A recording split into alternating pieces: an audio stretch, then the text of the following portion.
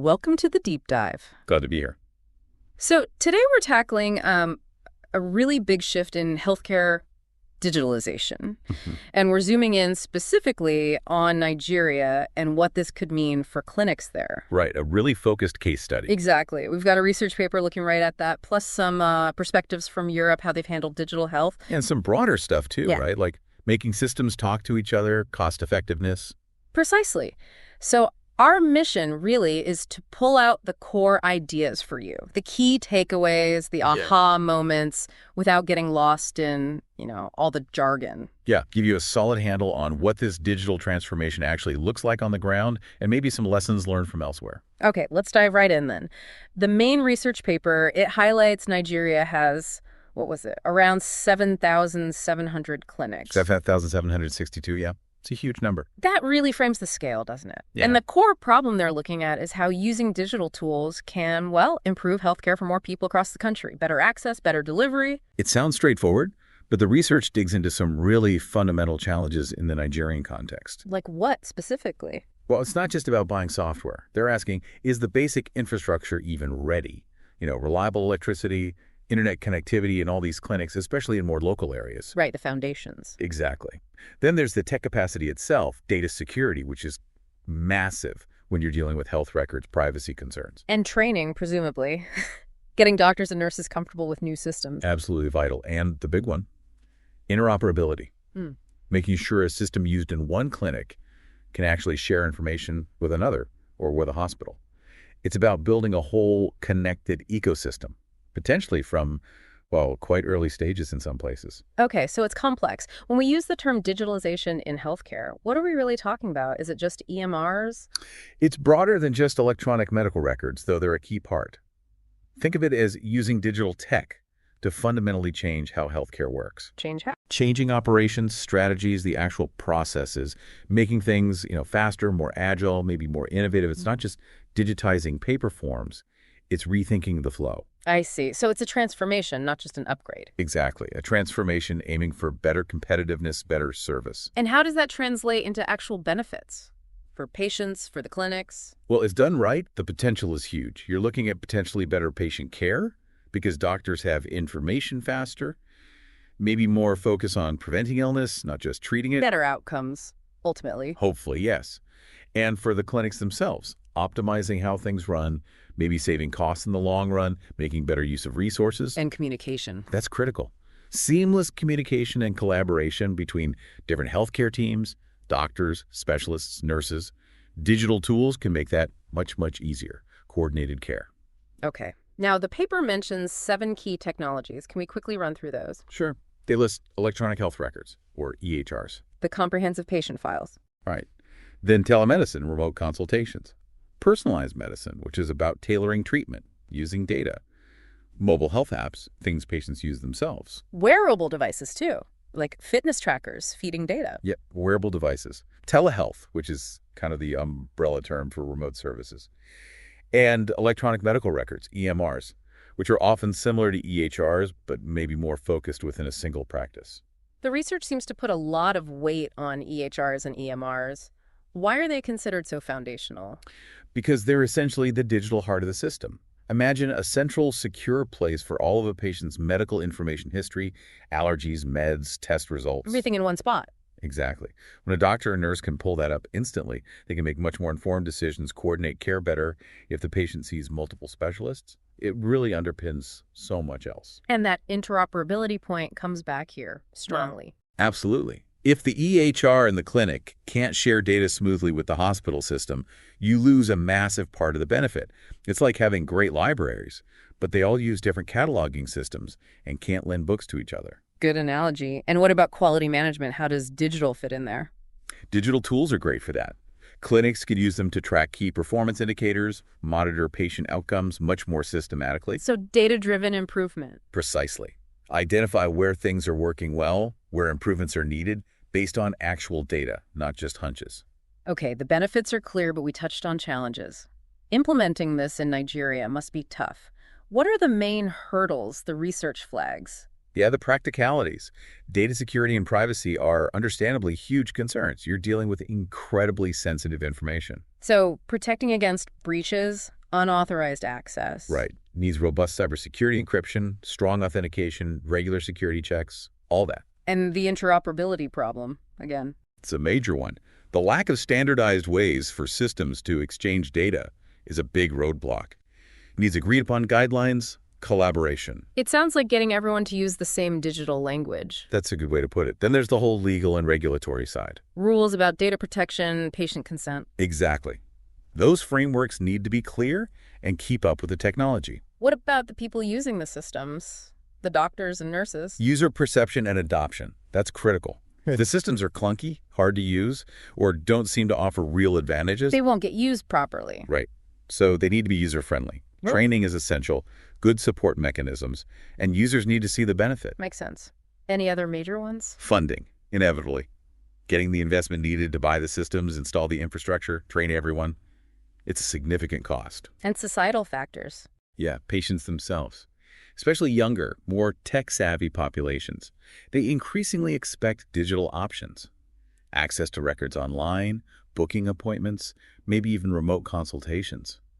That expectation puts pressure on the system to modernize. It's a complex picture. Let's shift to Europe for a moment. What can we learn from the EU's experiences described in that Commission study? It's interesting because it shows there's no single right way. They looked at Belgium, Czechia, Denmark, Estonia, all had different approaches and different bumps in the road. Okay, give us an example. What about Belgium? Belgium's case is a bit of a cautionary tale, it seems. Their e-health governance structure was described as complex, lots of different bodies involved. Which slowed things down? Apparently, yeah. Made swift decisions and execution harder sometimes. A lesson there about needing clear leadership and streamlined decision-making. Okay, so governance matters. What about Czechia? Czechia seemed focused on building the framework for telemedicine, using ICT, information and communication tech, but also doing pilot projects, setting up regulations, sort of building the rules of the road first. In Denmark? Denmark had a nice example with a mobile app. It was specifically for vulnerable citizens to have video calls with their GPs. Targeted approach. Yeah, and it showed the potential for mobile solutions, reaching specific groups, something that could potentially scale up. Estonia often comes up in digital government discussions. How did they fare? Estonia seems to have had a smoother ride, generally. They successfully expanded e-consultations, particularly letting primary care doctors get quick advice from specialists remotely. That sounds really efficient, like avoiding unnecessary specialist appointments sometimes. Exactly. Faster advice potentially saves time and money. It shows how focusing on high-impact areas, like those primary care e-consultations, can be a good strategy. Were there common themes in how these EU countries funded these projects? Funding was pretty varied. Some tapped into the big EU Recovery and Resilience Facility, the RRF. Others used different national funding streams. So no one-size-fits-all funding model, but dedicated money is key. Seems that way, yes. Mm-hmm. Having specific funds allocated really helps push things forward. Okay, let's bring it back to Nigeria. The research also included qualitative data talking directly to healthcare professionals there. What was their take on the current situation? Well, the perception seems to be that the current state of many clinics, it falls short. Short of what? International standards. Yeah, basically. Below expectations, particularly lacking in basic infrastructure needed for modern healthcare, let alone digitalization. So how prepared did they feel their clinics were for this digital shift? Generally not very prepared. The feeling was a lack of the necessary tech, the equipment, the tools, and critically, not enough staff trained to use it all effectively. That sounds quite challenging. But despite that, what was their attitude towards the idea of digitalization? Were they resistant? Actually, no. Quite the opposite, it seems. There was a real sense of anticipation, even optimism. Many felt it was long overdue. So they see the need, the potential benefits. Definitely. They view it positively, but, and this is crucial, they stress that it has to be done right. The infrastructure needs building out, proper training is non-negotiable, and they raised concerns about ongoing maintenance. Who fixes the systems when they break? That's a very practical point. Enthusiasm is great, but it needs that solid foundation and support. Exactly. The study also had quantitative data, a survey. Any interesting demographic points about who responded? Yeah, it gives a snapshot. It was predominantly female respondents, about 65%. Okay. And a large chunk, nearly 60%, were in that core working age bracket, 26 to 44 years old. Makes sense. What professions? mainly nurses, doctors, and midwives. And geographically, the responses came mostly from Lagos, Oyo, and Ogun states. So it gives a sense of who's on the front lines in those areas. Got it. And what did this survey group think about the importance of technology itself in digitalization? Was there consensus? This is where it gets really fascinating. Opinions were actually quite divided. How so? Well, a good number felt technology was very important, but almost as many rated technological factors as unlikely or very unlikely to be significant drivers. That's surprising. Why the split, do you think? It really highlights the complexity, doesn't it? It suggests it's not just about having the shiny new tech. Maybe concerns about infrastructure, training, or how it fits into current ways of working are weighing just as heavily or even more heavily for some. So the tech itself isn't seen as the magic bullet by everyone. It needs the whole ecosystem around it. That seems to be the message coming through, yeah. Yeah. The human and organizational factors are just as critical, if not more so, in some people's view. Okay, let's widen the lens again. Our sources mentioned interoperability standards in a global context. Why are these standards so fundamental? They're like the universal translators for healthcare data. Without common standards, an EHR from one vendor simply can't share information reliably with a system from another vendor, or with a lab system or a pharmacy system. Chaos, basically. Pretty much. Standards create that common language, the rules for how data should be structured and exchanged securely. And the benefits are? Huge.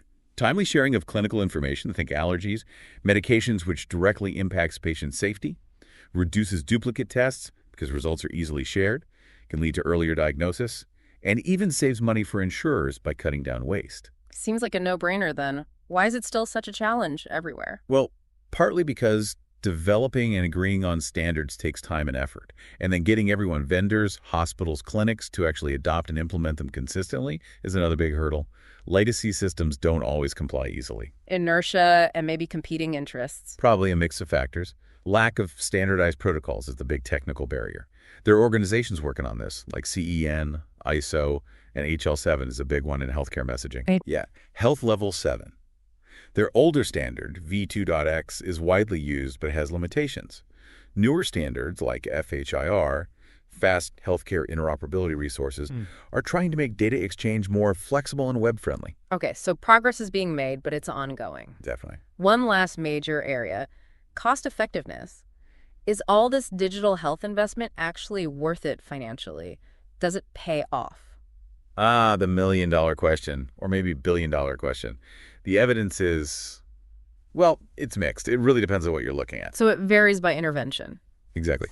The sources reviewed different things using drones to deliver TB meds, mobile apps for maternal health, advanced digital mammography, internet therapy. And wide range. And the findings vary. Some interventions show clear cost savings alongside health benefits. Others might cost more upfront but provide value in other ways, like improved quality of life, which is harder to put a price tag on. Or maybe the savings come much later. Could be. Sometimes it avoids costly complications down the line. But it really requires a careful, context-specific analysis for each type of digital tool or service. You can't just say digital health is cost-effective as a blanket statement. It's more nuanced than that. Much more. Okay, we've covered a lot of ground, from Nigerian clinics to EU policies to global standards. What are the main takeaways for our listeners today? I think, firstly, digitalizing healthcare in a place like Nigeria has enormous potential to improve things, but the hurdles are significant. Infrastructure, tech readiness, data security, user training, these aren't small issues. They need serious attention. Right. Secondly, the European examples show their different paths, but clear governance and dedicated funding seem pretty crucial universally. Lessons can be learned there. And the importance of standards. Absolutely. Interoperability isn't just a technical detail. It's fundamental for realizing the benefits. Strategic planning around standards is key. And cost effectiveness needs careful evaluation case by case. What about the view from Nigeria itself? The healthcare professionals there seem ready, even eager, for change, which is positive. But their focus on needing the basics, infrastructure, training, maintenance, that's a critical message. Those foundations have to be solid for anything else to work long term. A really comprehensive picture. Thanks for breaking all that down. My pleasure. It's a fascinating and important area. It certainly is. So that brings us to our final provocative thought for you to consider. Okay. Given those divided opinions we heard about technology's importance in Nigeria and seeing how digital health success varies globally, what fundamental shifts, maybe in mindset or how resources are allocated, are really needed to make sure digitalization truly benefits all citizens in Nigeria and elsewhere. That's a big one, beyond just the tech. And tying into that concern from the Nigerian professionals, how can we seriously tackle the challenge of long-term maintenance for these digital systems so they don't just become expensive, abandoned projects? How do we build in sustainability from the start? Crucial questions for making this transformation last. Something to ponder. Thanks for joining us on the Deep Dive. Thank you.